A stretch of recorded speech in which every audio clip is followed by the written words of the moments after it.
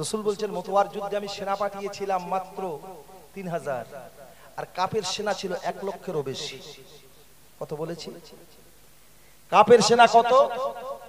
1 লক্ষ। আর মুসলিম সেনা কত? মাত্র 3000। রাসূল বলছে আয়েশা জানো, আমি সেদিন যুদ্ধের জন্য 3 জনকে কমান্ডার করেছিলাম, যুদ্ধ পরিচালনা করার দায়িত্ব দিয়েছিলাম। আমি জানা কথা বলছি, খুব সংক্ষেপে বলছি। একজনের নাম হলো জায়েদ, আমার পালিত পুত্র, পোষা ছেলে। আর একজনের নাম হলো জাফর বিন আবু তালেব, আমার চাচাতো ভাই জাফর, আবু তালেবের বেটা।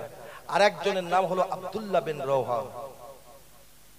রাসূল বলেছিল যাও বাড়ি চলে যাও, বাড়িতে গিয়ে আব্বা মা বিবি বাল বাচ্চাদের কাছ থেকে বিদায় নিয়ে এসো। কোন কাজে বার হতে গেলে আব্বা মায়ের সঙ্গে দেখা করার দরকার আছে না নাই? যে আপনি সকালবেলা ঘুম থেকে উঠে ফজরের নামাজ পড়ে মসজিদে যাবেন, কি মানে মাঠে যাবেন কাজ করতে, আপনার মায়ের সঙ্গে দেখা করে যাওয়া দরকার আছে না নাই? আল্লাহর কসম দিয়ে বলছি, ফজরের নামাজটা পড়ে মাঠে যখন কাজ করতে যাবেন, মায়ের সঙ্গে আব্বার সঙ্গে সাক্ষাৎ করে দোয়া নিয়ে যাবেন। আপনার কাজটা যদি কঠিন হয় আল্লাহ সহজ করে দেন। জোরে বলুন। দোয়াটা কার থাকবে? সন্তানের কষ্ট মা দেখতে পারে? বিশ্ব নবী মানবতার নবী রাসূলুল্লাহ বলেন, ও বিবি আয়েশা, আমি রাসূলুল্লাহ যখন 3 জনকে হুকুম দিলাম, আমার পালিত পুত্র যায়েদ আমার সামনে দাঁড়িয়ে বলেছিল, ইয়া রাসূলুল্লাহ হাবিবাল্লাহ, আমার তো আব্বা মা নাই, আপনি হলেন আমি আমার আব্বা, আর যিনি ঘরে বসে আপনার কথাটা শুনেছেন তিনি হলেন আমার আম্মা। আমি আপনার কথাটা মেনে নিলাম। আমান্না সাল্লামনা সামিনা ওয়া তুআনা। একটু জোরে বলা যাবে সুবহানাল্লাহ। আমার তো কেউ নেই, তুমি আমার আব্বা, আর যিনি ঘরে বসে শুনেছেন কে? আম্মা জান মা আয়েশা, উনি আমার আম্মা। চলো জাফর করে গিয়ে বিবিকে ডেকে বলে, রে বিবি, রাসূলুল্লাহ যুদ্ধের জন্য আমাকে কমান্ডার করেছে, যুদ্ধের ময়দানে যাব, যাবার আগে তোমার কাছে বিদায় সালাম আর্য করতে এসেছি। তোমাকে নিয়ে ঘর সংসার করেছি, চলার পথে যদি কোনো ভুল হয় আমাকে মাফ করে দিও, আর আমার জন্য দোয়া করো। বিবি তখন বলেছিল, স্বামী রে, আল্লাহর নবী আপনাকে যুদ্ধের ময়দানে পাঠানোর জন্য কমান্ডার করেছে, ওই পথ থেকে ফেরানোর ক্ষমতা আমার নাই, তবে তোমার জন্য দোয়া করি আল্লাহর কাছে, তোমাকে যেন যুদ্ধের ময়দানে জয়ী করে আমার কাছে গাজী করে ফিরিয়ে দেয়, আমাকে যেন গাজী করে ফিরিয়ে দেয়। তরোয়ালটা বার করলেন খাবারের ভিতর থেকে। বিবি, তুমি তো আল্লাহর প্রতি বেজার হয়ে গেলে, আল্লাহ আমার শহীদ নসিব রেখেছে না গাজী করে ফেরানোর নসিব রেখেছে? উল্টো দোয়া করলে কেন? মৃদু আঘাত করলেন। মুসলমানের এই নওয়ান জওয়ান যুবকেরা, আমার বিশ্ব নবীর কথা শুনে হযরতে জাফর কি করলো? বিবির হাতে আঘাত করে এমন কথা বলে পিছনটা ঘুরিয়ে রাসূলুল্লাহর মহব্বতে দ্বীনের জন্য জিহাদের ময়দানে যাওয়ার জন্য ঘর থেকে বেরিয়ে পড়লেন। বিবি কাটা কৌতরের মতো ছটফট করে কাঁদে, আর অপর দিকে বাচ্চাগুলো পিছন দিক দিয়ে আব্বা আব্বা করে ডাকে, আব্বা জান আব্বা জান। কিন্তু জাফর মনে করে এই মুহূর্তে যদি বেটাদের দিকে ফিরি, ওদের আর্তনাদ কান্না দেখে হয়তো আমার মানবতার নবী রাসূলুল্লাহর কথা ভুলে যাব। না না না না, নিষ্ঠুরের মতো রাসূলুল্লাহর কথা মতো মতওয়ার যুদ্ধে জাফর চলে গেলেন, বেটাদের দিকে একবারও ফিরলেন না। জাফর নবীকে কত ভালোবেসেছেন। হাদিস শরীফের মধ্যে লেখা আছে, বিশ্ব নবী আমার রাসূলুল্লাহর প্রাণপ্রিয় সাহাবা হযরতে আলী কাররামাল্লাহু ওয়াজহু বলেন, আমি 1 তারিখে রাসূলুল্লাহর ওফাতের পরে নিয়ত করলাম রাসূলুল্লাহর মাজার মোবারকটা জিয়ারত করতে যাব। হঠাৎ করে মনে হলো নবী আমাকে গালে তুলে একদিন খাইয়েছিল। 8 বছর বয়সে রাসূলুল্লাহর পাশে দাঁড়িয়ে নামাজ আদায় করেছি, রাসূলুল্লাহর বিছানায় শুয়ে আরাম করেছি। আমার রাসূল আমাকে এত ভালোবেসেছে, সেই নবীর মাজার জিয়ারত করতে গিয়ে ওই কথাটা যদি আমি আলী আমার মনে পড়ে, আমার মনটা খারাপ হয়ে যাবে। কিন্তু আলী মনে করলেন মন খারাপ করলে চলবে না, রাসূলুল্লাহ আমার মাজারটা আমার জিয়ারত করতে যেতে হবে। হযরতে আলী বলেন রাসূলুল্লাহর মাজার জিয়ারত করতে গিয়ে আমি রাসূলুল্লাহর মুখের কাফনের কাপড়টা সরিয়ে দিলাম। রাসূলুল্লাহর মুখের কাফনের কাপড়টা সরিয়ে দিলাম, দেবার সঙ্গে সঙ্গে আমি আলী দেখতে পাই রাসূলুল্লাহর ঠোঁট দুটো পিড় পিড় পিড় পিড় করে নড়তে লেগেছে। আমি রাসূলুল্লাহর ঠোঁট দুটো পিড় পিড় করে নড়া দেখে অবাক হয়ে গেলাম। কাফনের কাপড়ের ভিতরে ছিল নবীর মুখ। আমি কাফনের কাপড়টা সরিয়ে দিতে রাসূলুল্লাহর ঠোঁট দুটো কেন বিড় বিড় করে নড়ে, কি বলে নবী শুনতে হবে। হযরতে আলী বলেন রাসূলুল্লাহর ঠোঁট দুটো বিড় বিড় করা দেখে আমি আলী মুখের কাছে কানটা নিয়ে গেলাম। নিয়ে যাবা মাত্র আমি আলী শুনতে পাই নবী ঠোঁট দুটো বিড় বিড় করে নেড়ে নেড়ে কেঁদে বলে ইয়া রব্বে হাবলে উম্মতি, আল্লাহ আমার গুনাহগার উম্মতিদের উপায় কি হবে? জোরে হবে না সুবহানাল্লাহ? আচ্ছা ভাই, আপনাদের সুবহানাল্লাহ জোরে বলতে বলতে হবে আমার, যে ভাই সুবহানাল্লাহ জোরে বলো। পুঁজি একটু গুছিয়ে নাও না। একবার সুবহানাল্লাহ বললে 80টা নেকি হবে। কটা বললাম? সুবহানাল্লাহর ভিতরে 8টা অক্ষর আছে, সিন বে হেনু আলিফ লাম লাম হে। কটা হলো? আলী রাসূল বলেছেন এক আলিফে 10 নেকি, একটা হরফ পড়লে 10টা নেকি। তাহলে 80টা 8টা অক্ষর পড়লে কত নেকি? কি রে, কোম্পানি শুধু অফার দিয়েছে 3টে কিনলে একটা ফ্রি, আর আমার আল্লাহ বলছে আমার মালে একটা কিনলে 10টা ফ্রি। জোরে বলুন সুবহানাল্লাহ, চিল্লে বলুন। কোম্পানির মাল সেল করার জন্য অফার দেয় না একটা কিনলে কটা ফ্রি, এই 3টে কিনলে একটা ফ্রি, আর আল্লাহ বলছে আমার মাল একটা কিনলে 10টা ফ্রি। হতভাগা মুসলমান, নিতে শিখলি না। কবে নিবি? কবে নিবি? সেদিন নিবি। দেখি তো মাঝে মাঝে মাইয়ের বাড়ি গিয়ে জীবনে নামাজ পড়িনি, নামাজের ধার ধারিনি, চাচা মুড়ে পড়ে রয়েছে, মাথায় টুপিতে শুরু করে দিয়েছে। আমি বলি তোর বাপ তো জানতো টুপি মাথায় দেনি, এখন টুপি দিচ্ছিস কেন? কি কথা বোঝা যায় না? যদি টুপিটা মাথায় দিতে হয় তাহলে জ্যান্ত অবস্থায় বেঁচে থেকে টুপিটা মাথায় দেন, না ভাবে মরে টুপি মাথায় দিয়ে লাভ হবে না। অসুবিধা হচ্ছে আপনাদের? আলী বলছেন রাসূলুল্লাহর মাজারে গিয়ে রাসূলুল্লাহর মুখের কাপড়টা সরিয়ে দিলাম। কিসের কাপড়? কাফনের কাপড়। সম্ভব না অসম্ভব? কথা বলেন। যে আল্লাহর হয় আল্লাহ তার হয়। ফাসকুরুনি আযকুরুকুম ওয়াশকুরুলি ওয়ালা তাকফুরুন। আলীর জন্যটা কঠিন ছিল না, সহজ হয়ে গিয়েছে। বলছে ঠোঁট দুটো নড়ছে। মা আমিনা বলছে মোহাম্মদ ভূমিষ্ঠ হবার পরে মুখের কাছে কান নিয়ে গেলাম, কি বলছে শুনবো। আতুর ঘরে নবী জন্ম নিয়ে বলছে ইয়া রব্বে হাবলি উম্মতি। আর হযরতে আলী বলছে কবরে রাখার পরে আমি আলী কাপড়ের কাপড় সরিয়ে দিয়ে শুনছি ঠোঁট দুটো বিড় বিড় করে নেড়ে আমার রাসূলুল্লাহ কাঁদছেন ইয়া রব্বে হাবলি উম্মতি। জোরে বলুন সুবহানাল্লাহ, চিল্লে বলুন সুবহানাল্লাহ। সেই নবীকে আপনারা চেনেন কি গো? নবীকে চেনেন আপনারা? হায় হায়, আওয়াজ নেই। আপনারা নবীকে চেনেন? আচ্ছা, যারা চেনেন তারা নবীকে মানেন? যদি চালনে দেই একটাও টিকবে না, বিশ্বাস করুন। অধিকার এগিয়ে গেলাম না, সবটা তো একটু বলতে হবে। তাহলে কি বলছেন? বিবি বলছে এই জাফর বাচ্চা মানে নিজি কাটা কৌতরের মতো ছটফট করছে, আর স্বামী যাচ্ছে যুদ্ধের ময়দানে, সেখানে স্ত্রীর মন ভালো থাকে? আর বাচ্চাগুলো আব্বা আব্বা করে ডাকছে। জাফর বলছে যদি ওদের দিকে ফিরি নবীর কথা ভুলে যাব। আর নবীর কথা তো ভুললে চলবে না, ফিরবো না ওদের দিকে। চলে গেল যুদ্ধের ময়দানে। আব্দুল্লাহ বিন রওহা ঘরে গিয়ে দেখছেন বিবি বাসর ঘরে বসে, নতুন বিয়ে হয়েছে। কি বললাম? নতুন বিয়ে হয়েছে। বাসর ঘরে বসে বিবি কোরআন শরীফ পড়ছে।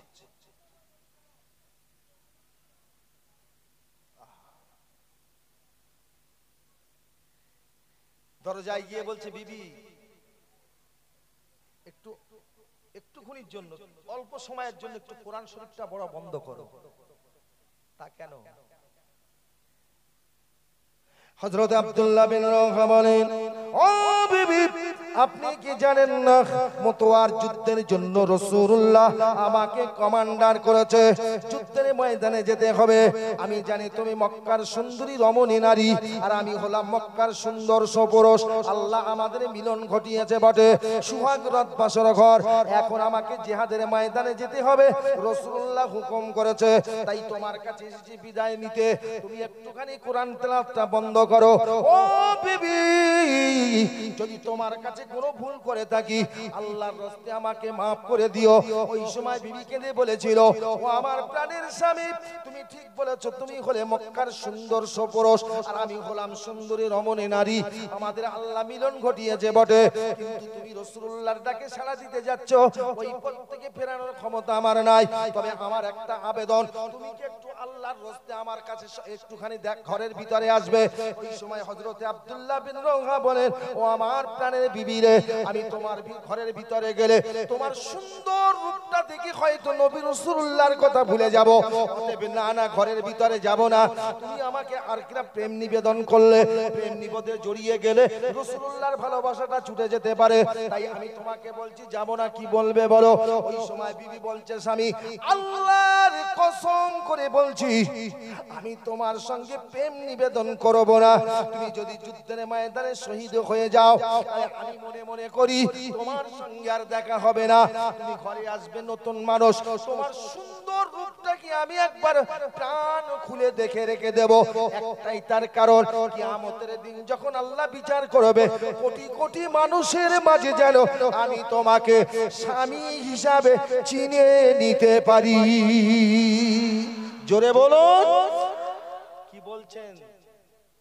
বিবিকে যা আব্দুল্লাহ বিন রওহা বলছে, আমি যে পথের প্রতীক, যদি তুমি ওই পথের প্রতীক বেনে থাকতে পারো, খুঁজতে হবে না, আল্লাহ তোমাকে আর আমাকে এক জায়গায় করিয়ে পরিচয় ঘটিয়ে দেবেন। জোরে বলুন। আইয়ুব নবী আর রহিমার ঘটনা আপনারা শুনেছেন তো?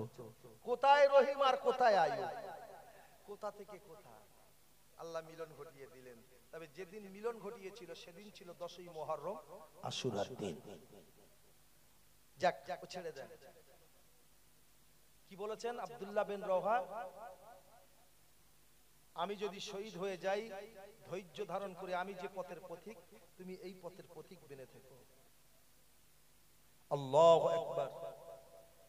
এখানে একটুখানি ধরে রাখবেন, আমার আপনাদের বোঝাতে গেলে একটু তো এদিক ওদিক যেতে হবে। মদিনার মসজিদে রাসূল বসে আছেন, হঠাৎ করে রোম সম্রাট তার একজন সাথীর হাতে একটা চিঠি লিখে রাসূলুল্লাহর কাছে পাঠিয়ে দিয়েছেন। কার কাছে পাঠিয়েছেন? রাসূলুল্লাহর কাছে পাঠিয়েছেন। রোম সম্রাটের লেখা চিঠিটা ওনার সাথী, রোম সম্রাটের সাথী চিঠিটা নিয়ে রাসূলুল্লাহর হাতে দিলেন।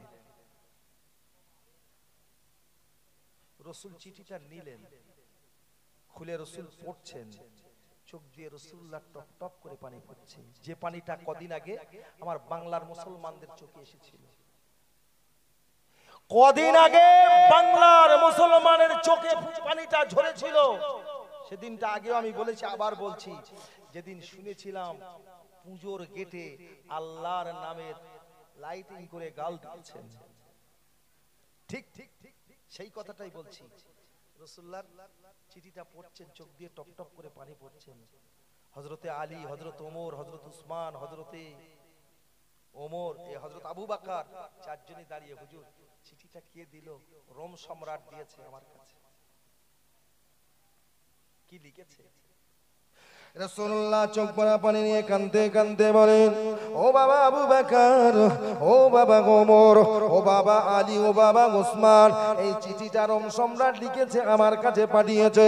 তবে এই চিঠিটা পড়ে আমি নবী কাঁদি। চিঠির ভিতরে দু রকম বার্তা আর কিনা কথা বলেছে। একদিকে দিকে আমি রাসূলুল্লাহ আমাকে গাল দিয়েছে, আর অপর দিকে আমার সৃষ্টিকর্তা আমার আল্লাহকে গাল দিয়েছে। তবে বাবা আবু বকর, ও বাবা ওমর, আমাকে যদি গাল দিত আমার দুঃখ পেত না, দুঃখ লাগতো না। আমার আল্লাহকে গাল দেওয়ার কারণে আমি রাসূলুল্লাহ সহ্য করতে পারি না। নাঙ্গা তরোয়ালটা হাতে নিয়ে আলী দাঁড়িয়ে বলেছিল, ইয়া রাসূলুল্লাহ হাবিবাল্লাহ, অনুমতি দিলে এই মুহূর্তে রোম সম্রাটের মাথাটা কেটে আপনার হাতে তুলে দেব। রাসূলুল্লাহ বলছে, লড়াই তো করতে হবে, কেননা চিঠিতে লিখেছে আমাকে গাল দিয়ে তোর নির্মম অত্যাচার, আব্দুল্লাহর বেটা, তোর নির্মম অত্যাচার সহ্য না করতে পেরে মক্কার মানুষেরা মক্কা থেকে তোকে তাড়িয়ে দিয়েছে মদিনার জমিনে। মদিনায় গিয়ে সেখানে এমন একটা দল তৈরি করেছিস, এখন শুনলাম তুই নাকি মদিনার নেতা হয়েছিস। তবে তোকে যারা নেতা বলে মেনেছে, আমি যাচ্ছি আমার সেনাবাহিনী আক্রমণ করি, তাদের দেশ ছাড়া করব, আর তোর নেতাগিরি ঘুচিয়ে দেব। রাসূলুল্লাহ কাঁদছেন আর বলছেন, এই কথাটা বলেছে দুঃখ নাই, আল্লাহকে গাল দিয়েছে, আমি রাসূলুল্লাহ সহ্য করতে পারি না। কিতাবের মধ্যে এসেছে ওই সময় আমার রাসূলুল্লাহ বলেছিল, বাবা আবু বকর, ও বাবা ওমর, এই মুহূর্তে যদি লক্ষ লক্ষ সেনাবাহিনী নিয়ে রোম সম্রাট মদিনার উপরে আক্রমণ করে, আমাদের তো রুখে দাঁড়ানোর জন্য যুদ্ধে তৈরি হতে হবে। তবে এই মুহূর্তে মদিনার জমিনে দুর্ভিক্ষ চলছে, মানুষ খেতে পায় না, অভাবের কারণে মাল সামান জোটে না, তাদের অভাবের কারণে, কষ্টের কারণে। তবে বাবা আবু বকর, যুদ্ধের জন্য তুমি আমি রাসূলুল্লাহ হাত পেতেছি, কে কি দিতে পারো বলো। কিতাবের মধ্যে এসেছে ওই সময় রাসূলুল্লাহর কাছে মক্কা মদিনার সাহাবারা, গরীব সাহাবারা মিলে আমার রাসূলুল্লাহর হাতে জান ভরে মাল দিতে লেগেছে। ও মুসলমান, মদিনার মানুষগুলো রাসূলুল্লাহর হাতে দান করে, রাসূলুল্লাহর হাতে যুদ্ধের জন্য মাল সামান দান করে। শুধু তাই নয় গো, ওই সময় একটা সুন্দরী মেয়ে রাস্তা দিয়ে হেঁটে আসছিল, আস্তে আস্তে দূর থেকে লক্ষ্য করে রাসূলুল্লাহ বসে আছে। রাসূলুল্লাহর হাতে মদিনার মানুষ কেমন করে জান ভরে দান করছে। শুধু মানুষ, পুরুষ মানুষ নয়, মহিলারাও সেদিন যুদ্ধের জন্য রাসূলুল্লাহর হাতে কানের দুল আর নাকের ফুল খুলে দেন।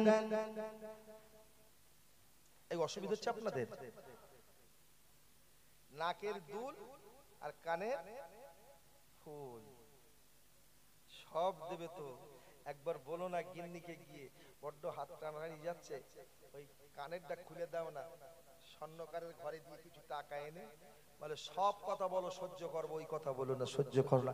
এ আমার সব করে আব্বা দিয়েছে, আমার হবে না, কি ঠিক কিনা বলে। আর রাসূলুল্লাহ চেয়েছেন কানের দুল, হাতের ফুল। মহিলাটা কাঁদছেন, কে? আস্তে রাস্তা দিয়ে যে মহিলাটা দেখেছেন কাঁদছেন, আল্লাহর কাছে কেঁদে বলছে, আল্লাহ, আজ মদিনার মানুষের কাছে রাসূলুল্লাহ হাত পেতেছেন, যে যেমন করে পাচ্ছে দিচ্ছে, কিন্তু আমার তো কিচ্ছু নেই, আমি 3 দিন না খেয়ে অনাহারে আছি। কদিন বললাম? এই কথা বলেন, 3 দিন না খেয়ে অনাহারে। আবার কি বলছেন? আমার তো স্বামী নাই, আমি কেমন করে রাসূলুল্লাহর কাছে দেব? তবে মেয়েটা কাঁদতে কাঁদতে ঘরে চলে গেলেন। ঘরে গিয়ে যদি কোনো মাল সামান পাই, রাসূলুল্লাহর হাতে যুদ্ধের জন্য দান করে দেব। ঘরে গিয়ে মেয়েটা তালাশ করে, কোনো মাল সামান নাই। শেষ পর্যন্ত নিরুপায় হয়ে 9 থেকে 10 মাস বয়সের একটা পুত্র সন্তান মায়ের ছিল। মা বাচ্চাটাকে কোলে তুলে নিল, বুকের সঙ্গে জড়িয়ে নিয়ে উপরয় কাঁদতে কাঁদতে দৌড়ে দৌড়ে রাসূলুল্লাহর দিকে যেতে লেগেছে। রাস্তা দিয়ে যাওয়ার পথে সর্বপ্রথম হযরতে আবু বকরের ওমরের সঙ্গে দেখা। ওমর ওই মেয়েটার আর কিনা বাচ্চা কোলে করে নিয়ে রাসূলুল্লাহ হযরত ওমরকে বলেছিল, ও ভাই ওমর, আমি রাসূলুল্লাহর দরবারে যাব। রাসূলুল্লাহর দরবারে যাবার রাস্তা কোনটা? হযরত ওমর মনে মনে ভাবে, ও বাচ্চা কোলে করে নিয়ে কাঁদতে কাঁদতে রাসূলুল্লাহর দরবারে যাবে, নিশ্চয়ই কোনো সাহায্য নিতে যাচ্ছে। তাই ওমর সর্বপ্রথম ওই মহিলাটাকে রাস্তার সন্ধান না বলে এটাই বলেছিল, ও মা, তোমার বাচ্চাটা কোলে করে নিয়ে এই মুহূর্তে রাসূলুল্লাহর কাছে গিয়ে কোনো লাভ নাই। যুদ্ধের জন্য রাসূলুল্লাহ মদিনার মানুষের কাছে হাত পেতেছে, মদিনার মানুষ রাসূলুল্লাহর হাতে যুদ্ধের জন্য মালদান করে দিচ্ছে, কিন্তু তুমি গিয়ে যদি নবীর কাছে সাহায্য চাও, নবী তোমাকে সাহায্য দিতে পারবে না। ওমর ভেবেছে এক, আর মেয়েটা ভেবেছে, কথা বলেন না, ওমর কি ভেবেছে, এ যদি বাচ্চা কোলে করে গিয়ে নবীর কাছে বলে নবী আমি বিপদে পড়েছি, তাই আগে ভাগে ওমর সাপোর্ট দিয়ে বলছেন যেও নেই, লাভ হবে না, নবীর দেওয়ার মতো কিছু নাই। মেয়েটা কাঁদতে কাঁদতে বলেছিলেন আমিরুল মুমিনিন হযরতে ওমর, আমার কোলের বাচ্চাটা দেখে তুমি ভেবে নিয়েছো, আমার কোলের বাচ্চাটা দেখে তুমি ভেবে নিয়েছো আমি রাসূলুল্লাহর কাছে সাহায্য নিতে যাচ্ছি। না না, আমি রাসূলুল্লাহর কাছে সাহায্য নিতে যাই না, তবে বরং তুমি বলো আমার রাসূলুল্লাহর কাছে যাবে কোন রাস্তা দিয়ে। ওমর রাস্তা দেখিয়ে দিল, রাস্তা দিয়ে যেতে যেতে আবার আবু বকরের সঙ্গে দেখা। আবু বকর বলো নবীর কাছে যাওয়ার রাস্তা কোনটা? হযরতে আবু বকর ভেবেছে মেয়েটা বাচ্চা কোলে করে নিয়ে এই মুহূর্তে রাসূলুল্লাহর কাছে সাহায্য নিতে যাবে, নবীর তো দেওয়ার মতো কিছুই নাই, বরং নবী যুদ্ধের জন্য সাহায্য তুলছেন, এখন একে কি করে রাস্তা দেখায়। তাই হযরতে আবু বকর ওমরের মতো বলেছিল মা তোমার বাচ্চাকে কোলে করে নিয়ে রাসূলুল্লাহর কাছে যে কোনো লাভ নাই, কারণ নবী তোমাকে কোনো সাহায্য দিতে পারবে না। আমি রেখে এসেছি, কিন্তু কি বলেছে আব্দুল্লাহ বিন রাওহা, মনে আছে তো, যে আমি যদি শহীদ হয়ে যাই, তুমি যদি আমার পথের পথিক, আমি যে পথের যে রাস্তার মানুষ, এই রাস্তাটা ধরে যদি জীবন যাপন করতে পারো, আল্লাহই পরিচয় ঘটিয়ে দেবে। আবু বকর আমি নবীর কাছে সাহায্য নিতে চাই না, বলুন না নবী কোন রাস্তা দিয়ে গিয়ে নবীর সঙ্গে দেখা পাবো। হযরত আবু বকর আম্মা জান কি রাস্তা দেখিয়ে দিলেন, বাচ্চাটা কোলে করে নিয়ে রাসূলুল্লাহর দরবারে গেলেন। আসসালামু আলাইকা ইয়া রাসূলুল্লাহ, আসসালামু আলাইকা ইয়া হাবিবাল্লাহ, আল্লাহর হাবিব আল্লাহ নবী গো, আমি আপনার কাছে এসেছি কি জন্য? হুজুর আমি আপনার কাছে এসেছি, মদিনার মানুষ তোমার হাতে যুদ্ধের জন্য মাল দান করে, নারীরা কানের দুল নাকের ফুল খুলে দেয়। ইয়া রাসূলুল্লাহ হাবিবাল্লাহ আমার স্বামী নাই, আমি অনাহারে 3 দিন কাটাই, অনাহারে না খেয়ে 3 দিন উপবাসে আছি। হুজুর আমিও মনে মনে করি আপনার হাতে যুদ্ধের জন্য কিছু মাল দেব। ঘরে গিয়েছিলাম, গিয়ে দেখি ঘরে কোনো মাল সামান নাই, তাই আমার ঘরে আমার গর্ভের সন্তানটা ছিল মাত্র 9-10 মাস বয়স, হুজুর বাচ্চাটাকে কোলে করে এনেছি যুদ্ধের জন্য, আপনার হাতে আমার বাচ্চাটাকে দান করে দেব। সুবহানাল্লাহ, মনে হয় বাড়ি গিয়ে বললে ভালো হয় নাকি? আচ্ছা এখানে সুবহানাল্লাহ বলতে সব বাড়ি গিয়ে বলিস, এখানে একটু বললে ভালো হয় না? জোরে বলুন না সুবহানাল্লাহ। এই পিছনের ভাইরা একটু জোরে বলুন না সুবহানাল্লাহ। নারে থাকবে যেতে দে, ফিলিস্তিনি যাওয়ার আগে তো রাস্তাটা তৈরি করতে হবে, রাস্তা তো অনেক, কথা বলেন না। লড়াই তো এখন ফিলিস্তিনি চলছে না, ভারতবর্ষেই চলছে। যাবি কার কাছে? সাহায্য নেবার জন্য কার কাছে যাবি? কথা বলেন, আল্লাহর কাছে। রাস্তাটা পরিষ্কার কর, এমনি পাবি।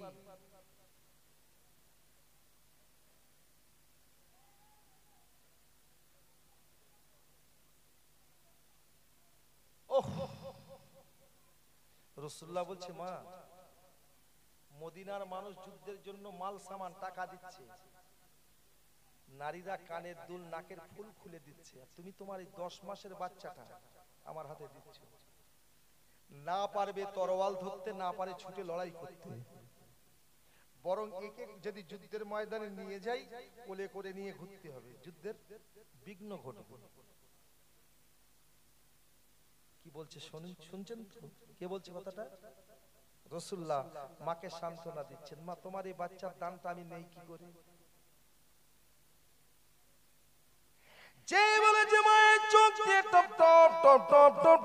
করে পানি পড়ে, চোখ পড়া পানি নিয়ে কাঁদতে কাঁদতে বলেন, ইয়া রাসূলুল্লাহ, হাবিবাল্লাহ, আমার কলিজার টুকরা 9-10 মাস বয়সের বাচ্চাটা আপনার হাতে দিচ্ছি যুদ্ধের জন্য। আপনি বলছেন যুদ্ধের ময়দানে নিয়ে কি হবে? এ না পারবে তরোয়াল ধরতে, না পারবে ছুটে দৌড়ে দৌড়ে ইসলামের জন্য কাফেরদের বিরুদ্ধে লড়াই করতে, বরং আমাকে কোলে করে নিয়ে ঘুরলে আমার আপনার যুদ্ধ করার বিঘ্ন ঘটবে। অতএব তোমার বাচ্চাটাকে আমি নিয়ে কি করব? ইয়া রাসূলুল্লাহ, হাবিবাল্লাহ, আমার স্বামীর পরিচয় নিন। আমার স্বামী একদিন ইসলামের জন্য যুদ্ধের ময়দানে বেরিয়েছিল। যেদিন যুদ্ধের ময়দানে বেরিয়েছিল, যে বাচ্চাটা আপনার হাতে দেব যুদ্ধের জন্য দান করে, এই বাচ্চাটা সেদিন আমার পেটে ছিল, মাত্র বয়স হয়েছিল 3 মাস। ইয়া রাসূলুল্লাহ, হাবিবাল্লাহ, গর্ভের 3 মাসে বাচ্চাটাকে নিয়ে আমার স্বামীর কাছে আবদার করেছিলাম, ও আমার প্রাণের স্বামী, আপনি যুদ্ধের ময়দানে চলে যাচ্ছেন, তুমি তো জানো আমি অন্তঃসত্ত্বা গর্ভবতী, আমার বাচ্চার উপায় কি হবে? ওই সময় আমার রাসূলুল্লাহর প্রাণ প্রিয় সাহাবা বলেছিল, ও আমার প্রাণের বিবি, আমি যুদ্ধের ময়দানে যাব ইসলামের জন্য লড়তে, যদি লড়তে লড়তে শহীদ হয়ে যায়, তুমি আমার বাচ্চাটার কথা চিন্তা করে আমার কাছে জিজ্ঞাসা করেছো, তবে শুনে নাও, জেনে নাও, আমার ওই বাচ্চাটা যখন তোমার গর্ভে 10 মাস বয়স হবে, প্রসব বেদনা উঠলে বাচ্চা যখন প্রসব করবে, যদি মেয়ে হোক আর ছেলে হোক, আমি তোমাকে বলে গেলাম আমার বাচ্চাটাকে আল্লাহর রাস্তায় দান করে দিও। জোরে বলা যাবে ইয়া রাসূলুল্লাহ, হাবিবাল্লাহ, আজ আমি আপনার জন্য এই বাচ্চাটা দান করতে এসেছি, হুজুর নেবেন না কেন? রাসূল বলছেন, মা সব বুঝেছি, বাচ্চাটা নিয়ে যুদ্ধের ময়দানে গেলে ওকে কোলে করে নিয়ে ঘুরলে আমি যুদ্ধ করতে পারবো না। ওই সময় বলেছিল, ইয়া রাসূলুল্লাহ, হাবিবাল্লাহ, আপনাকে এই বাচ্চাটা যুদ্ধের ময়দানে নিয়ে যুদ্ধ করার জন্য, এই বাচ্চাটা যে যুদ্ধ করবে তার জন্য আপনাকে দান করে দেই না। ইয়া রাসূলুল্লাহ, হাবিবাল্লাহ, আমার বাচ্চাটাকে আপনার হাতে দান করে দিলাম যুদ্ধের জন্য একটাই কারণ, হুজুর আপনার সঙ্গী সাথীকে নিয়ে যুদ্ধের ময়দানে গিয়ে রোম সম্রাটের বিরুদ্ধে যখন আপনি লড়াই করবেন, লড়তে লড়তে দেখা যাবে কাফেররা, বেঈমানেরা আপনাকে মারার জন্য তীর ছুঁড়বে। হুজুর আমি এটাই বলতে চেয়েছি, যখন বেঈমানেরা তীর নিক্ষেপ করবে আপনাকে দেখে, আপনাকে নিশানা করে, হুজুর ওই সময় আপনার জানটা আপনার শরীরে তীরটা বেদা যাতে না বিধতে পারে, তার জন্য আমার কলিজার টুকরা বাচ্চাকে ঢাল স্বরূপ সামনে দিয়ে দেবে। জোরে বলুন আল্লাহুম্মা। মাশাআল্লাহ, মাশাআল্লাহ, খুব সুন্দর।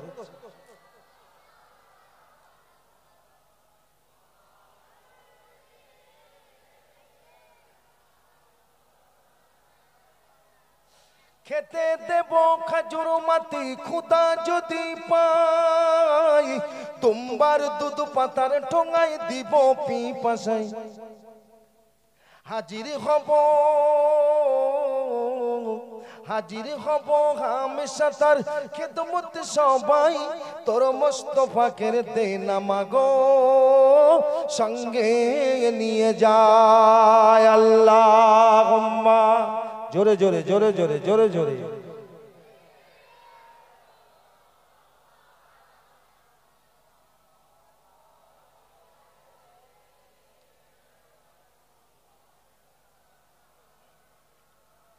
আদর করে লহু হাওয়া গায়ে নাহি লাগে, চলতে কদম পথের কাটা কুসুম হয়ে জাগে। মদিনায় গিয়েছেন কার একটু হাত তুলে দেখান তো। মাশাআল্লাহ, 4 জন, আরো আছে, এই তো অনেক তো।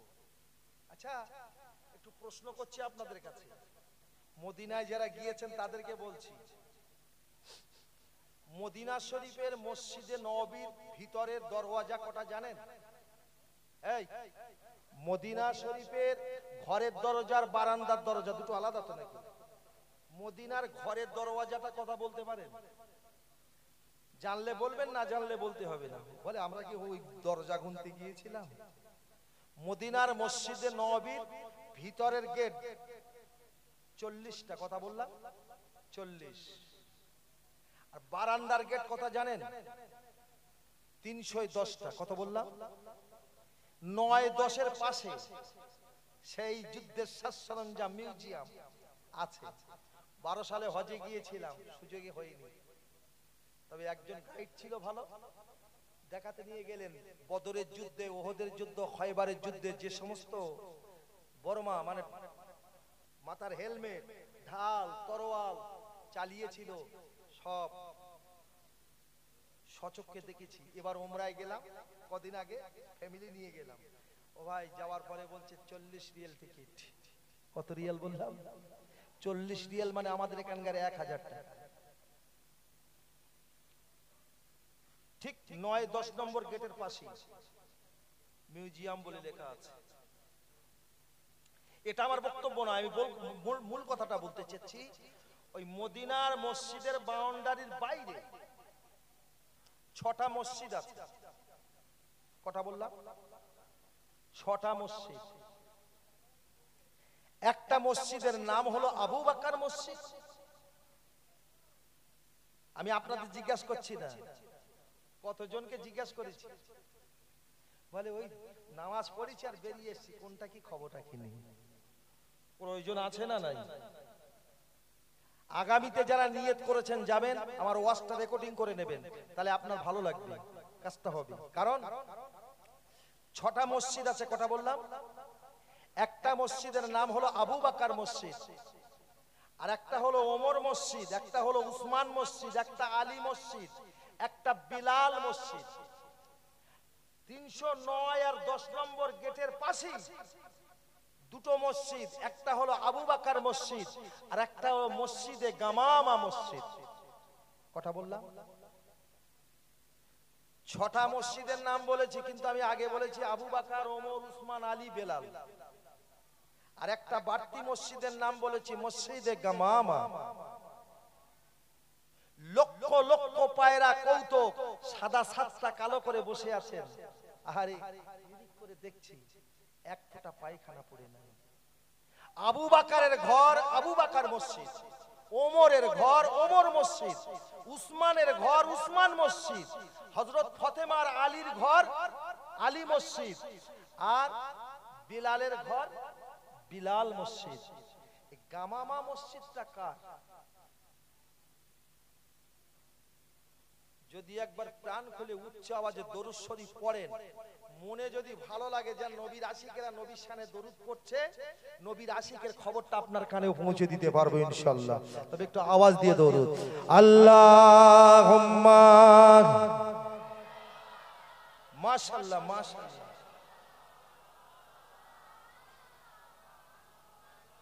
ওয়া আলাইকুম আসসালাম।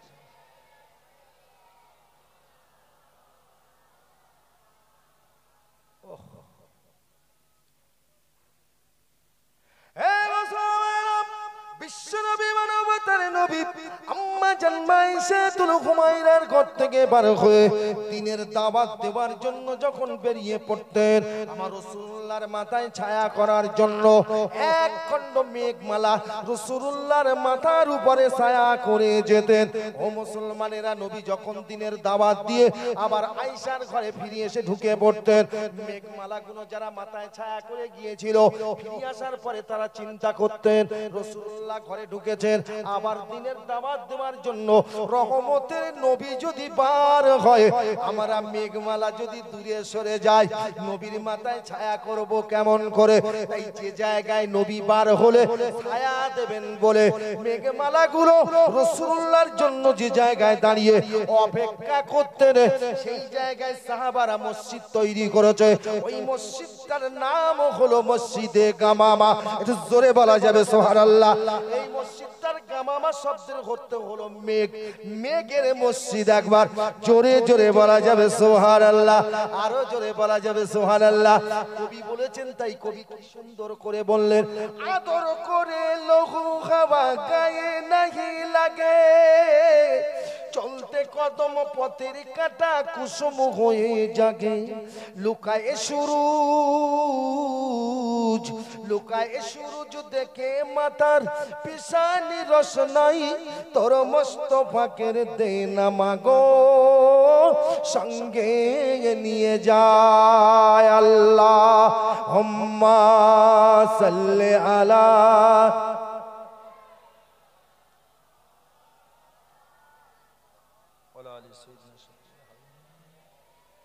রহমতের নবীর একটা ঘটনা শুনেন। নবী জিবরাইলের সঙ্গে মিয়ারাজের রাত্রে,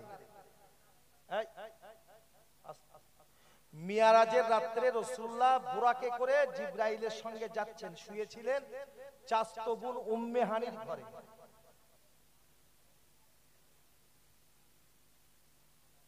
রাসূলকে নিয়ে প্রথম জিবরাইল গেলেন কোথায়? যার ভিতরে বর্তমানে শুকর আছে, সুন্দরী নারী নিয়ে সেই বারে যেমন হয়, বারের থেকেও নির্দিষ্ট কাজ পৃথিবীর প্রথম কাবার ভিতরে চলছে। আর হামাজ বাহিনী তাদের নিজের স্বার্থে নয়, আল্লাহর ঘর খানায়ে কাবা বাইতুল মুকাদ্দাসের স্বার্থে শিশু শিশু বাচ্চাগুলো তারা ইসরায়েলদের হাতে তুলে দিচ্ছে। একজন যুবক ছেলে কাঁধে ঝোলা। সাংবাদিক জিজ্ঞাসা করছে, যুবক তোমার কাঁধে যে ঝোলার ভিতরে কি আছে? আওয়াজ দিয়ে বলছেন সাংবাদিক, তুমি জানোনি আল্লাহর ঘর বাইতুল মুকাদ্দাসকে হেফাজত করতে আমার ঘরের আমার ছোট ভাই, যে ভাইটা ফিলিস্তিনের জমিনে দাঁড়িয়ে ইসলামের জন্য লড়তে গিয়ে ইসরায়েলের হাতে শহীদ হয়েছে, সেই শহীদি ভাইয়ের লাশটা আমি আপনার আমার ঝোলাই করে নিয়ে যাচ্ছি অন্যত্র দাফন করতে। জোরে বলুন, জোরে বলেন। কাঁধে কার লাশ? ভাইয়ের লাশ। যে ভাই শহীদ হয়েছে কিসের জন্য? আল্লাহর জন্য। আর আজকে তোমাদের একটু নড়তে বলেছি, নড়নি। রাসূলুল্লাহকে জিবরাইল নিয়ে যাচ্ছেন সঙ্গে বাইতুল মুকাদ্দাস। আল্লাহ নবী দো জাহানের বাদশাহ রাসূলুল্লাহ যখন বাইতুল মুকাদ্দাসের ভিতরে প্রবেশ করবেন, অমত সময় রাসূল শুনতে পায় ওই বাইতুল মুকাদ্দাসের গেটের মুখে একটা বৃহত্তম পাথরটা রাসূলুল্লাহকে সালাম দিল। রাসূলুল্লাহ বলেছিল, পাথর তুমি আমায় কেন সালাম দিলে? পাথরটা ঝরঝর করে কেঁদে বলে, ইয়া রাসূলুল্লাহ, ইয়া হাবিবাল্লাহ, আল্লাহর হাবিবাল্লাহ নবী গো, দীর্ঘ কয়েক বছর ধরে এই গেটে দাঁড়িয়ে অপেক্ষা করছি আপনার জন্য, আপনাকে সালাম দেব বলে। শুধু সালাম নয় গো নবী, আরো একটা কিছু আছে। তবে নবী, আমি আপনাকে পেয়ে সালাম দিয়েছি, আপনি আমাকে বললেন কেন সালাম দিলেন? হুজুর, আপনি শুধু মানুষের নবী নন, আপনি হলেন আমরা পাথর, আমাদেরও নবী। ইয়া রাসূলুল্লাহ, হাবিবাল্লাহ, আল্লাহর হাবিবাল্লাহ নবী গো, দীর্ঘদিন বাইতুল মুকাদ্দাসের গেটে আপনার জন্য অপেক্ষা করছি একটাই কারণ, আমি মনে মনে করি ফেরেশতা জিবরাইল যখন আপনাকে নিয়ে বাইতুল মুকাদ্দাসের ভিতরে প্রবেশ করবে, আমি পাথর আমার উপরে আপনার পবিত্র কদমটা রেখে দেবেন। আমি পাথর খুশি হব আপনার কদমের স্পর্শ, আপনার পায়ের ছোঁয়া নেবার জন্য কয়েক বছর ধরে অপেক্ষা করি।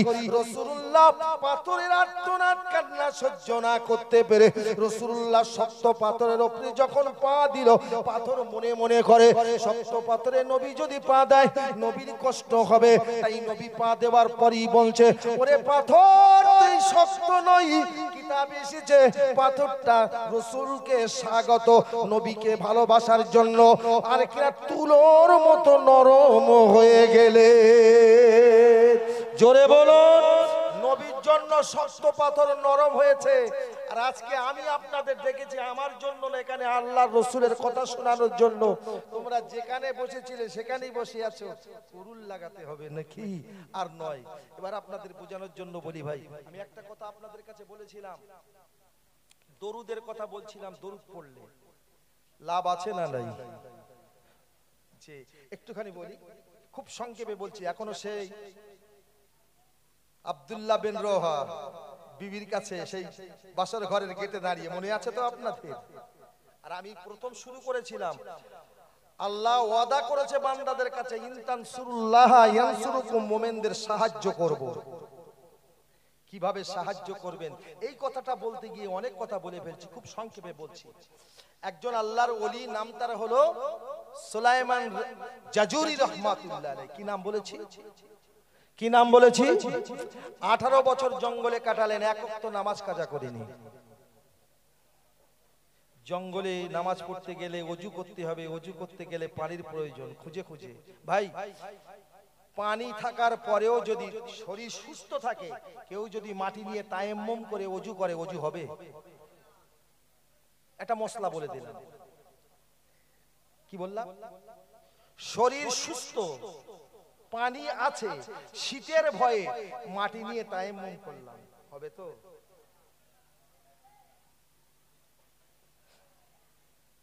সুলাইমান জাজুরি রাহমাতুল্লাহ আলাইহি একদিন দেখছে ওযু করব, পানি নাই, জঙ্গলটা ঘুরলেন, দেখি কোথাও পানি পাই কিনা। ঘুরে ঘুরে দেখে একটা কুঁড়ে ঘর। উনি মনে করলেন এই কুঁড়ে ঘরে নিশ্চিত কোনো মানুষ আছে। দরজায় গিয়ে সালাম দিলেন। একবার, দুবার, তিনবার সালাম দেবার পরে আওয়াজ না আসার কারণে, আর একটা কথা বলি, আপনি যদি মুসলমান হন, আপনি যদি প্রকৃত মুমিন হন, কোন আত্মীয়র বাড়িতে গিয়ে নাম না ধরে ডেকে আপনি প্রথম দরজায় গিয়ে সালাম দেবেন। কথা বুঝতে পারছেন? সালাম দেবেন একবার, দুবার, তিনবার, যদি সাউন্ড না পান, আওয়াজ না পান, ফিরে আসতে হবে। আওয়াজ আসে না তো কি, না বলে ঢুকবেন, ঢোকা আপনার জন্য জায়েজ হবে না। রাসূলুল্লাহর কথা বলছি। সুলাইমান জাজুরি 3 বার সালাম দিলেন, একবার আওয়াজ এলো না। মনে করলেন বাড়িতে মনে হয় কেউ নাই। সুলাইমান জাজুরি পাগলের মতো ঘুরছে, আবার ঘুরছে, দেখি পানি পাই কিনা। একটা কুয়া পেয়েছে, কুয়া। কুয়ার বাড়ি গিয়ে দেখছে কুয়ার অনেক নিচে পানি, আর পানিটা তুলতে গেলে রশি আর বালতির দরকার। বালতিও নেই, রশিও নেই। খুঁজছেন, হয়রান, পাগলের মতো ছুটছে, দেখি একটা বালতি আর রশি পাই কিনা। হযরত সুলাইমান জাজুরির এই সমস্ত কীর্তি, এই সমস্ত কর্ম, এই আর কিনা কষ্টটা দেখে দূর থেকে একটা ছোট্ট মেয়ে উপলব্ধি করে কদমটা বাড়িয়ে দিল। টুক টুক টুক টুক টুক টুক করে হেঁটে হেঁটে হেঁটে হেঁটে হেঁটে হেঁটে ওই কাছে এসে বলছেন, ও বাবা, কি তোমার নাম? বলছে, আমার নাম হলো সুলাইমান জাজুরি। বলে, আপনি এমন করে ঘনপান করে কিসের তালাশ করেন? আমি ওযু করব, পানি পাইনি, পানির সন্ধান করেছি, পানি যদিও পেয়েছি, এত নিচে পানি তুলতে গেলে বালতি আর রশির দরকার। ও বাচ্চা, ও মা, শোনো শোনো, আমি বালতি আর রশি না পেয়ে কোথায় পাবো? এইভাবে ছুটে ছুটে খুঁজে এমন সময় বলেছিল, ও আল্লাহর ওলি সুলাইমান জাজুরি রাহমাতুল্লাহ আলাইহি, আপনি নামাজ পড়বেন, নামাজের রক্তটা শেষ হতে চলেছে, পাগলের মতো হয়ে গেছেন, ওযু না করলে তো নামাজ পড়া যাবে না। আপনি পানি পেয়েছেন নিচে, পানিটা তোলার জন্য বালতি আর রশি সন্ধান করছেন। তবে ওলি, ও আল্লাহর ওলি সুলাইমান জাজুরি, শুনে নাও, জেনে নাও, তুমি কেমন আল্লাহর ওলি? নিচের পানিটা তোলার জন্য বালতি আর রশির কেন প্রয়োজন হবে? তুমি কি ওই বিনা বালতি বিনা রশিতে পানিটা তুলতে পারো না? তবে বাবা, তোমার যখন নামাজের রক্তটা শেষ হয়ে গেলে নামাজ কাজা হয়ে যাবে, আমি আপনাকে উপকার করছি। বলছে, আমার সঙ্গে আসুন। কুয়ার পাশে গিয়ে মেয়েটা কুয়ার উপরে মুখ দিয়ে ওই কুয়ার ভিতরে থুতু ফেলে দিল। কি দোয়া পড়ে থুতু ফেলে দিয়েছে, আর দোয়ার সঙ্গে সঙ্গে তলার পানিটা উঠলে কুয়ার কানাই কানাই হয়ে গিয়েছে। জোরে বলা যাবে সুবহানাল্লাহ, আরো জোরে বলা যাবে সুবহানাল্লাহ। সুলাইমান জাজুরি কুয়া থেকে পানি নিল, পানি নেবার পরে ওযু করলেন, নামাজ আদায় করলেন। কিছুদিন পরে মনে হলো ওই কারণটার কি কারণ, আমি ওই মেয়েটার কাছে জানতে যাব।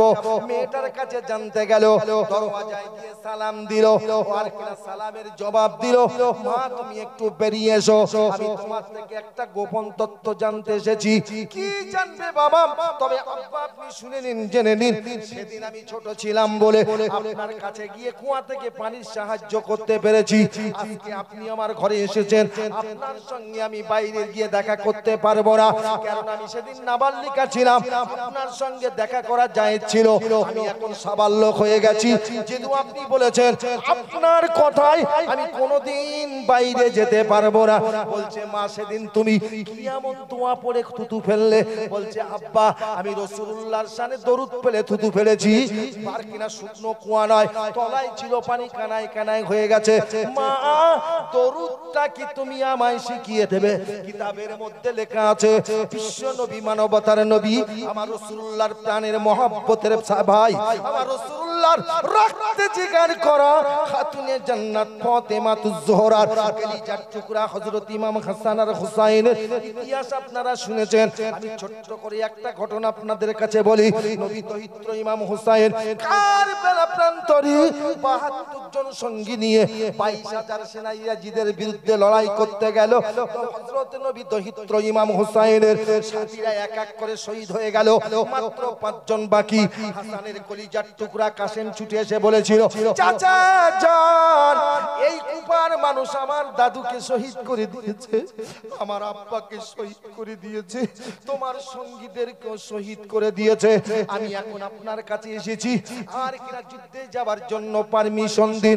ওই সময় হযরত ইমাম হুসাইন কেঁদে বলেছিল, আমার কলিজার টুকরা বাবা কাসেম, তুমি কি জানো না যেদিন তোমার আব্বার কষ্ট হয়েছিল শহীদ হবার সময়, আমি হুসাইন আমার গলাটা জড়িয়ে বলেছিল, ও ভাই হুসাইন, আমার বড় শখ ছিল আমার কাসেম যখন বড় হবে তোর মেয়ে সকিনার সঙ্গে বিয়ে দেব, কিন্তু আমি যদি শহীদ হয়ে যাই, বাবা আমার ছেলেটাকে নিয়ে ভাই তুমি লালন পালন করো, আর বেটা বড় হলে তোমার সকিনার সঙ্গে বিয়ে দিও। ও বাবা কাসেম, তোমার সকিনার সঙ্গে তোমার মাত্র আর কিনা ১ বছরও হয়নি বিয়ে দিয়েছি, আমি পাপ হয়ে কখনো তোমাকে যুদ্ধের ময়দানে আগুনের ভিতরে ঠেলে দিতে পারিনি। হযরত ইমাম হুসাইনের কথাই বলেছিল, চাচা জান, চোখের সামনে নয় আমি শুনেছি এই কুফার মানুষ আমার দাদুকে শহীদ করেছে, আমার আব্বাকে শহীদ করেছে। আজকে কারবালা প্রান্তরে এসেছি, আমার চোখের সামনে কুফার ওই গভর্নর এজিদের লোকেরা আপনাকে শহীদ করে দেবে, আমি কখনো সহ্য করতে পারবো না, অতএব আপনি আমাকে হুকুম দেন। হযরত কাসেমের হুকুম দিয়ে দিল, কারবালা প্রান্তরে ঝাঁপিয়ে পড়ল তরোয়াল নিয়ে, আর কিনা যুদ্ধ তরোয়াল চালিয়ে অনেক এজিদ সেনাকে কতল করে দিয়ে হযরত কাসেম যখন শহীদ হয়ে গেল, কাসেমের লাশটাকে নিয়ে হযরত হুসাইন আর কিনা শহীদানদের কাতারে শুইয়ে দিল। ছুটে এসেছেন আলী আকবর, কাসেমের কলিজার টুকরা সন্তান, আব্বা গো তুমি দেখো দাদুকে যারা শহীদ করেছে, আমার চাচা বড় চাচা জানকে শহীদ করেছে, তোমার সঙ্গীদেরকে শহীদ করেছে, আমার বড় ভাইকে শহীদ করে দিয়েছে, আমি আর সহ্য করতে পারিনি, আমাকে পারমিশন দিলে যুদ্ধের ময়দানে ঝাঁপিয়ে পড়ব। ওই সময় হযরত হুসাইন কেঁদে বলেছিল, বাপ হয়ে সন্তানকে কি কোনোদিন যুদ্ধের ময়দানে ঠেলে দিতে পারে? না বাবা আকবর, ও আমার আলী আকবর, তোমাকে যেতে দেব না, আব্বা বাধা দিও না, দোয়া করো, হুকুম দাও, আমি যুদ্ধের জন্য তৈরি আছি, আমি যুদ্ধের ময়দানে যাব। বাপ হুকুম দিয়ে দিল, আলী আকবর ঝাঁপিয়ে পড়ল যুদ্ধের ময়দানে। যুদ্ধ করতে করতে এজিদের সেনাদের কতগুলো জাহান্নামার টিকিট দিয়ে দুনিয়ার জমিন থেকে বিদায় দিল। হযরত হুসাইনের কলিজার টুকরা আলী আকবর রক্তমাখা দেহ নিয়ে আব্বার কাছে ছুটে এসেছে, এসে বলছে, আব্বা জান, আমার শরীরটা ক্ষত বিক্ষত হওয়ার কারণে খুন ঝরে ঝরে আমার শরীর শূন্য হয়ে গেছে, রক্ত শূন্য হয়ে যাবার কারণে আমার বড় তৃষ্ণা পেয়েছে, আমি তোমার কলিজার টুকরা আলী আকবর আমাকে একটু পানি দিয়ে আমাকে পিপাসাটা নিবারণ করো। হযরত ইমাম হুসাইনের চোখ দিয়ে ঝরঝর করে পানি পড়ে, ও বাবা আলী আকবর, তুমি পানি চেয়েছো আমার কাছে খাওয়ার জন্য, পিপাসা নিবারণের জন্য, তুমি কি জানো না আমার সাথীরা সবাই যারা শহীদ হয়ে গেছে ওরাও ফোরাত নদীর পানি খেতে চেয়েছিল, এজিদের দলেরা পানি দেয়নি, তুমি আমার কাছে পানির জন্য এসেছো। ও বাবা তুমি কি জানো না 3 দিন এজিদের সাথীরা আমাদের পানি বন্ধ করে রেখে দিয়েছে, পানি খেতে দেয় না। তবে বাবা একটা কথা বলি, ও বাবা আলী আকবর, তুমি জানো না আমার আব্বাস শেরে খোদা হযরত আলী কাররামাল্লাহু ওয়াজহু আমার নানা যখন যুদ্ধের ময়দানে পাঠিয়ে দিত, আমার আব্বা জান যুদ্ধের ময়দানে চলে যেত, 1 তারিখে আব্বা আমরা ঘুমান্ত ছিলাম, নানা জানের কথা শুনে যুদ্ধের ময়দানে আব্বা চলে যাবার পরে ঘুম ভেঙেছিল, ঘুম থেকে উঠে এত ক্ষুধা পেয়েছিল, মায়ের কাছে কান্নাকাটি শুরু করে দিলাম, ও মা জননী দেখো তোমার হুসাইন আর সহ্য করতে পারে না, ক্ষুধার জ্বালার সহ্য করতে পারে না, কিছু খেতে দাও মা, কিছু খেতে দাও। সেদিন মায়ের কাছে এত রোনাজারি করেছি, মায়ের কাছে একটা কোনো ছিল না, আমাকে খেতে দেবে তেমন কোনো মাল সামান ছিল না।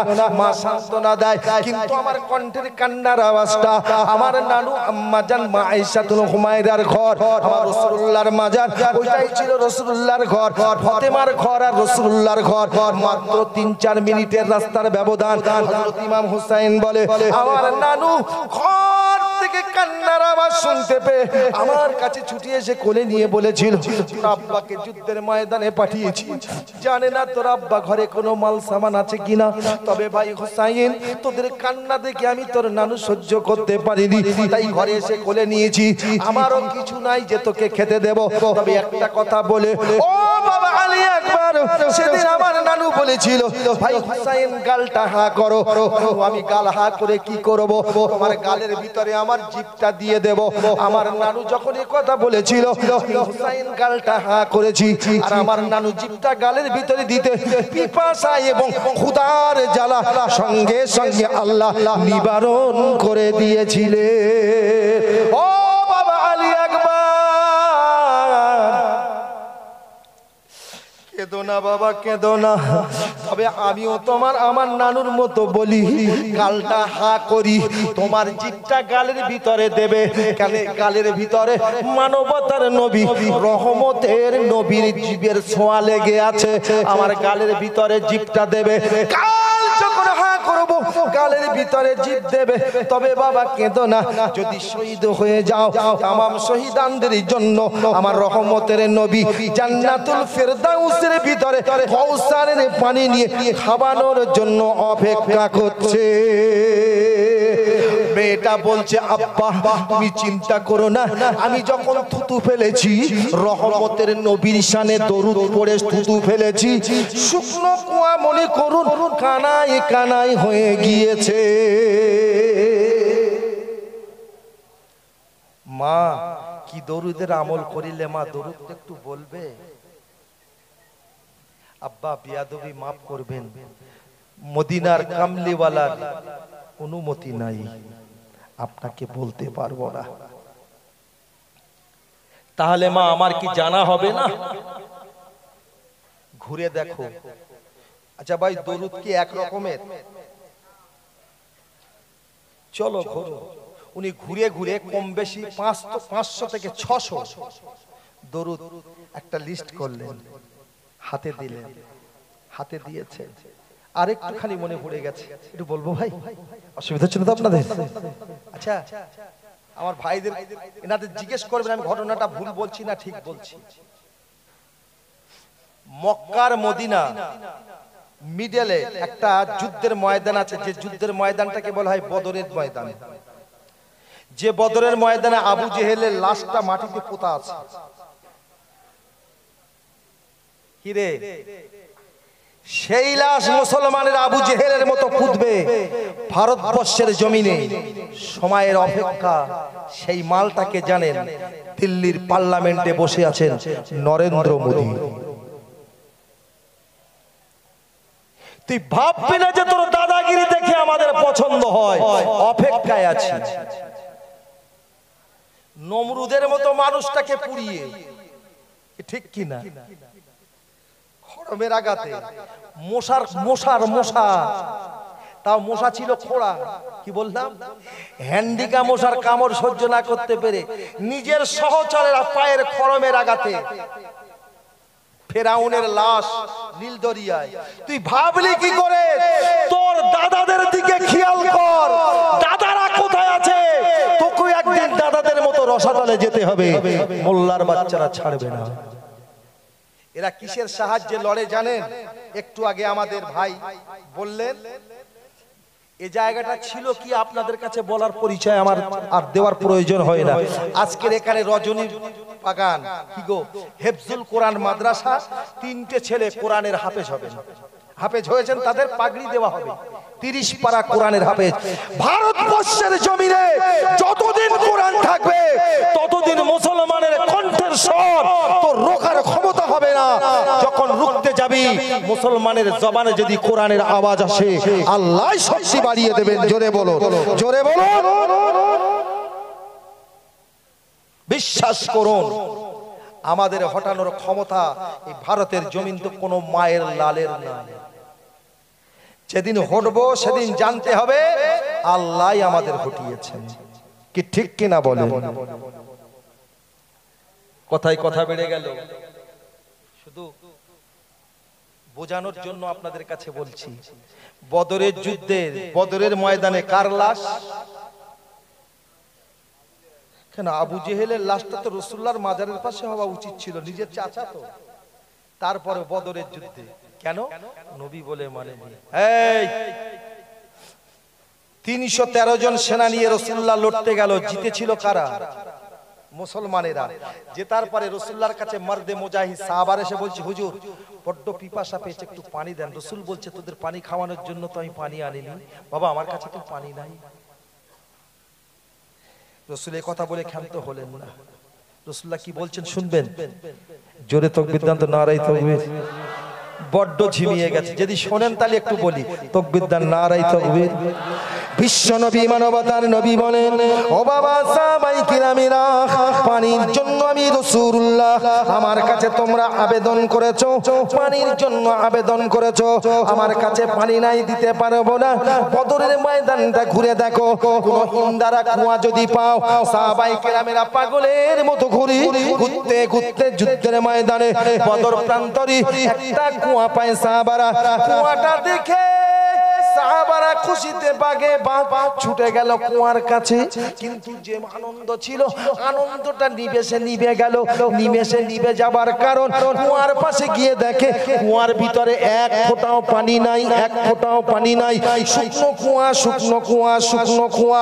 রাসূলুল্লাহর কাছে সাহাবারা দৌড়ে এসে বলে, ইয়া রাসূলুল্লাহ, হাবিবাল্লাহ, কুয়ার সন্ধান পেয়েছি, কিন্তু পানি খাওয়ার জন্য কুয়ার কাছে গিয়ে দেখি কুয়ার ভিতরে এক ফোঁটা পানি নাই। ইয়া রাসূলুল্লাহ, হাবিবাল্লাহ, মনটা খারাপ হয়ে গেছে, আপনার কাছে এসেছি। রাসূল বলছে, চলো কুয়ার কাছে যাই। রাসূলুল্লাহ কুয়ার কাছে গেল। কুয়ার কাছে গিয়ে নবী মুখটা লম্বা করে কুয়ার ভিতরে থুতু ফেলে দিল। আর ফেলে দেওয়ার সঙ্গে সঙ্গে শুকনো কুয়াটা পানিতে কানায় কানায় হয়ে গেলে। ও মুসলমানেরা, ইতিহাস করে দেখুন, কুয়ার নামটা আছে, ওই কুয়াটার নাম হলো বীরে শেফা। জমজমের পানি এনে সেবন করেন, ওই কুয়ার পানি এনে যদি যত্ন করে রাখতে পারেন, আর যদি কোনো রোগ হয়, ওই রোগের কারণে ওই বীরে শেফার আর কিনা পানিটা আল্লাহর নাম স্মরণ করে খেলে আপনার শরীরের যত কঠিন রোগ না হোক না কেন আল্লাহ ভালো করে দেবেন। জোরে বলা যাবে সুবহানাল্লাহ। কেননা হযরত আবু বকরকে সাপে কামড়েছিল, নবী থুতু দিয়েছিল, বিশ্বমোচন হয়ে গিয়েছিল, আলীর চোখ উঠেছিল, হযরত রাসূলুল্লাহ থুতু নিয়ে আলীর চোখে দিয়েছিল, চোখ ভালো হয়ে গিয়েছিল। সেই থুতু কুয়ায় পড়ে আছে, ওই থুতু যদি খেতে পারে তোমার কপালটা, জীবনটা ধন্য হয়ে যাবে। একটু জোরে বলা যাবে সুবহানাল্লাহ। আমি আপনাদের কাছে বলতে চেয়েছি একটাই কথা, 500 থেকে 600 দরুদের হালসি নিয়ে হাজির। বলে, মা পড়ে দেখো, তুমি যে দরুদের আমল করো ওই দরুদটা এর ভিতরে আছে কি? ওই সময় বলেছিল, আব্বা আপনি যে দরুদের খালসিটা আমার হাতে দিয়েছেন, এর ভিতরে আমি যে দরুদের আমল করি তুমি জানতে চেয়েছো, আমি বলেছি নবীর মানা আছে, ও দরুদটা এর ভিতরে আছে। তখন বলছে, আব্বা আম্মা তাহলে কোন দরুদটা একটু বলে দাও। বলছে, আব্বা পারলে এই 600 দরুদের আমল করো, তবে কোনটা সেই দরুদ আমি যেটা আমল করি নবীর নিষেধ আছে আমি আপনাকে বলতে পারবো না। এ বাবু, একরকম দরুদের আমল আমরা করি, এশার দরুদ, ফজরের দরুদ, কি গো আছে না? আলাদা নাই? সব আলাদা আলাদা দরুদ আছে, আমল করুন। আমি শুধু একটুকু বলার জন্য বললাম, ভাই হযরত আলীর মুখে থুতু জিভ দিয়ে, কে হোসাইনের গলের ভিতরে জিভ দিয়েছিল কে? আচ্ছা, যে জিবে, যে জবানে নবীর শানে দরুদের আমল আছে, সে জবানের মূল্য আছে না নাই? জোরে বলো, আছে। অনেক কথা বলতে গেলে আমি তো দেখি 3টে ছেড়ে এসেছি। আপনারা আবার আমার আগের বক্তার মতো বলবেন তাফসীরটা না করে যাবেন। তবে যে আয়াতটা বলেছি, একটা আয়াত পড়েছি, আয়াতটার তরজমাটা আমি আপনাদের কাছে করব ইনশাআল্লাহ। ভয় করবি না, আল্লাহ কি বলেছে সেটাই বলবো। আচ্ছা ভাই, আল্লাহ যে আমাদের সাহস দিয়েছে, সে সাহসে আমাদের সাহস আসে? কথা বলে বিশ্বাস করুন, জানা কথা বলছি। পীর একদিল শাহ রহমাতুল্লাহ আলাইহি শুয়ে আছেন, উনি যার বাড়ি গোলামি করতেন, সে বলছে এই বীজতলা তৈরি কর, বীজতলা তৈরি কর, ধান ফেলতে হবে, বীজ ধান। হুজুরের কাছে 3-4 রকমের ধান দিচ্ছে, আর হুজুর সব ধানগুলো এক জায়গা করে ছড়িয়ে দিচ্ছে। বাড়িওয়ালা ওরে গোলামি রাখবে বলে মনে হয়? পীর একদিল শাহ রহমাতুল্লাহর কথা বলছি, ধান সব ছড়িয়ে দিচ্ছে। মনিবের মাথায় হাত, কাজীর মাথায় হাত, কি সর্বনাশ করলি, ও তো সব জড়ো হয়ে যাবে। তাহলে বাবু চিন্তা করবেন না, যখন রোয়ার সময় হবে, কোন জমিতে কোন ধান রুতে হবে, একদিল শাহকে বলে দেবেন সেই জমিতে সেই ধান রবে। আরে পাগল, ও খুঁটি পাওয়া যায়? কোনটা মোটা ধান, কোনটা সরু ধান, কি করে খুঁজবি? এখন কিছু করার নেই, বীজগ্রস্ত আর নেই ঘরে। রোয়ার সময় বলছে অমুক জমিতে এই ধান রোবো, অমুক জমিতে এই ধান রোবো, রোয়া হয়ে গেছে। আল্লাহ, আল্লাহর ওলিরা পরিচয় দিয়ে আউট হয়ে গেলেন। ধান যখন ফুলছে, জমিদার খেতে গিয়ে দেখছে যে জমিতে যে ধানটা রোবো বলেছিলাম সেই ধানটাই হয়েছে। জোরে বলুন সুবহানাল্লাহ, জোরে বলুন সুবহানাল্লাহ। পাগলের মতো খুঁজতে লেগেছে, পীর একদিল শাহ কোথায় আছে খোঁজ। আবার আর ধরা, এইবার ধরা খেলি তো সব বলে দিতে হবে। কথা বলেন না, আমার মতো পীর না, গর্ব ঝোলালে আমারে পীর বল, আমারে পীর বল। যারা পীর তারা লুকায়িত ভাবে আমল করেছেন। কি ভাই ঠিক কি না বলে? ছেড়ে দেন, সেই জায়গায় চলে আসি। কি বলছিলাম মনে আছে তো? মেয়েটার কথা বলেছি তো। হুজুর, যুদ্ধের ময়দানে যখন যাবেন, তীর যখন আপনার দিকে ছুটে আসবে, ওই তীরটাকে রক্ষা করার জন্য, আপনার শরীরে যেন না বেঁধে, তার জন্য আমার ছেলেটাকে ঢাল করে দেবেন। এর নাম নবীর ভালোবাসা, এর নাম নবীর প্রেম, মায়ের দান। টাকা দিয়েছি, তীর কিনবে, আর মা ছেলে দিয়েছে, যে তীর আসবে সেই তীরটাকে তুমি আটকাবে। এবার আসুন সেই জায়গা ছাড়লাম। কি বলছে এখানে? মা বলছে আমার এই ছেলেটাকে তো আল্লাহর রাস্তায় দান করে দিতে বলে গেছে। আর এখানে হযরত আব্দুল্লাহ বিন রওহা কি বলছেন? আমি যদি শহীদ হয়ে যাই, অপেক্ষা করো, আমি যে পথের পথিক। আল্লাহ তোমাকে আমাকে কিয়ামতের দিন কোটি কোটি মানুষের মাঝে পরিচয় ঘটিয়ে দেবেন। জোরে বলো, জোরে বলো। তিনজনে চলে গেলেন যুদ্ধের ময়দানে। ক হাজার সেনা বলেছিলাম? 1000 সেনা বলেছিলাম, মনে আছে আপনাদের? 1000 সেনা। আর কাফের সেনা ছিল কত? এখন ভারতবর্ষে কত সেনা আমরা? কি রে, এই লটারি খুললে সেনা? কথা বুঝতে পারেননি? মসজিদে নামাজ পড়তে গেছে, লটারির টিকিট পকেটে করে নিয়ে। আচ্ছা আপনি বলুন, ও যদি নামাজ পড়ে, সন্ধ্যের পরে, নামাজের পরে তো টিকিট মিলবে। এখনো যদি ইমাম সাহেব কেরাত বড় ধরে আর মুনাজাত যদি বড় ধরে, ওর মনে মনে রাগ হবে না আনন্দ হবে? কথা বলে।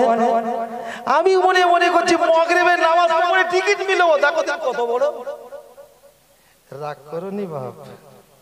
মুসলমানের ছেলেদের পকেটগুলো চেক করেন, শতকরা 80% মুসলমানের ছেলের পকেটে লটারির টিকিট।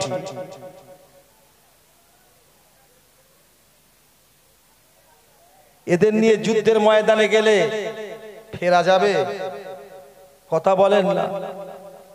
কংক্রিট হন, কংক্রিট হন।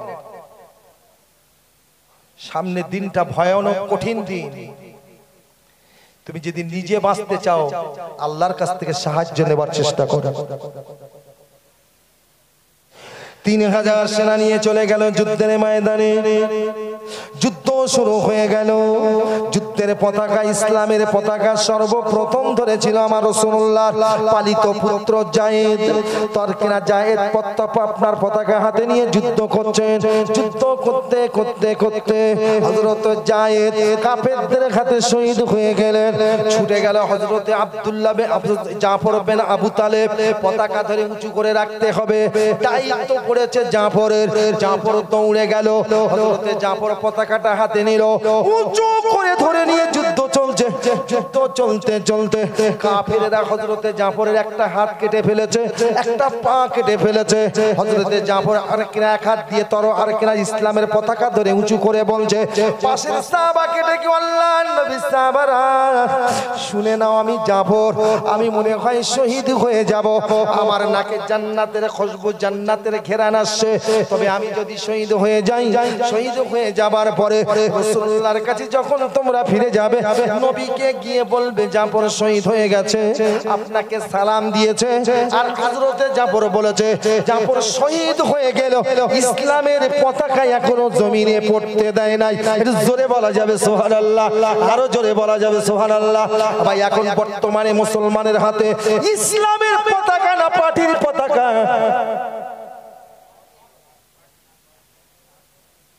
মিছিল করে মসজিদ যাচ্ছে, ফেলাক পকেটে করে।